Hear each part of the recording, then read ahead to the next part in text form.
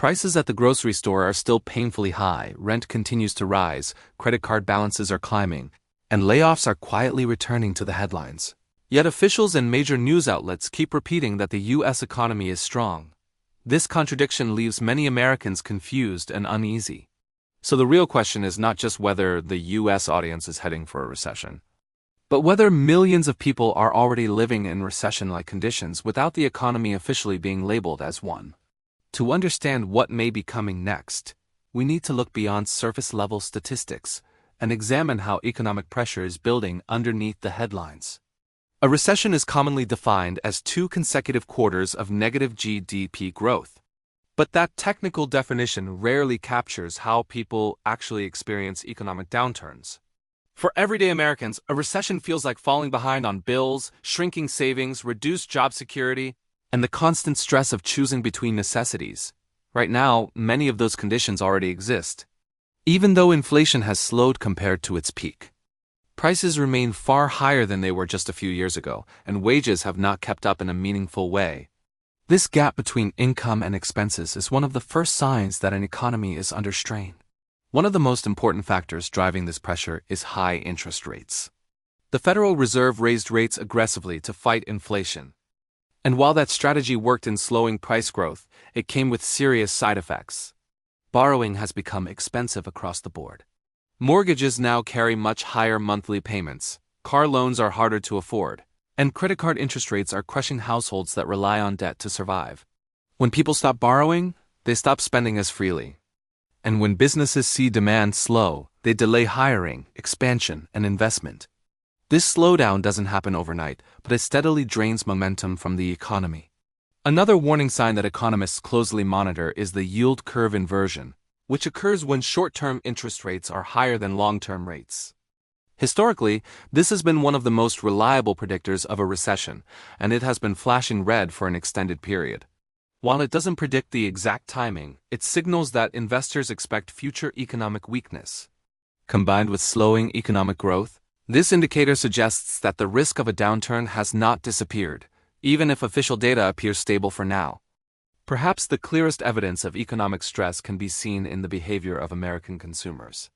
The U.S. economy relies heavily on consumer spending, and while spending has remained surprisingly resilient, it is increasingly supported by debt rather than rising incomes. Credit card balances have reached record levels, and delinquencies are beginning to rise. Many households exhausted their pandemic savings long ago and are now using credit just to cover essentials like food, utilities, and healthcare. This kind of spending is unsustainable. When consumers reach their borrowing limits, spending slows sharply, often triggering broader economic contraction. The labor market, often described as the strongest part of the economy, also shows signs of weakness beneath the surface. Unemployment numbers remain relatively low, but hiring has slowed, job openings are declining, and workers are finding it harder to change jobs for better pay.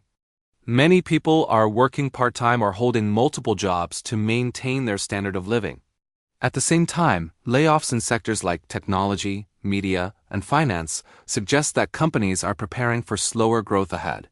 Historically, job losses tend to appear late in the economic cycle, meaning by the time unemployment rises noticeably, a recession is often already in progress. Housing is another area revealing economic tension. High mortgage rates have effectively frozen the housing market, keeping both buyers and sellers on the sidelines. Homeownership, once a core part of the American dream, feels increasingly unattainable for younger generations. Since housing impacts everything from construction jobs to consumer confidence, a stalled housing market can drag down the broader economy. Meanwhile, financial markets tell a confusing story. Stock indexes may rise, but markets often reflect corporate profits and investor optimism rather than the financial health of average households. A rising market does not necessarily mean a healthy economy for most people. Confidence plays a critical role in determining whether the economy slips into recession. Consumer sentiment surveys show that many Americans are pessimistic about their financial future, even when economic data looks positive. When people fear job loss or income instability, they spend less and save more, which can slow economic activity. This psychological shift often acts as the final push that turns economic stress into a full downturn.